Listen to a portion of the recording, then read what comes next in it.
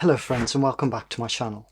In this video I'll be sharing some invaluable insights for all aspiring social work students who are about to embark on their journey at university. I know from my own experience that the first semester can be both exciting and overwhelming, so I'm here as an experienced academic to offer 5 essential tips that will help you make the most out of your academic experiences. At the end of the video I'll also provide some guidance for some useful resources.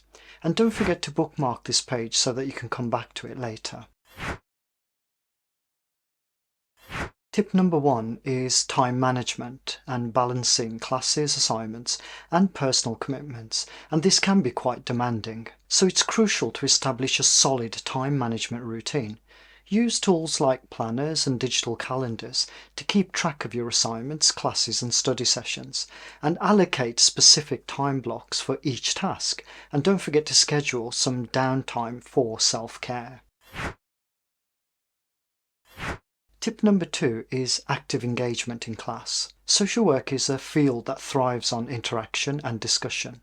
So make sure that you participate actively in your classes, ask questions, share your thoughts and engage in meaningful discussions. Your tutors and peers will appreciate your input and it'll also enhance your learning experiences. The thing to remember is that learning isn't just about absorbing information, it's about contributing to the dialogue. Tip number 3 is about building relationships. Your university experience isn't just about study, it's also about the people you meet. So make sure you take time to forge meaningful connections with your tutors and peers. Find time to attend office hours, to discuss coursework, seek guidance, and get to know your professors on a personal level. It really helps if you collaborate with your fellow students, as they can become valuable study partners and lifelong friends.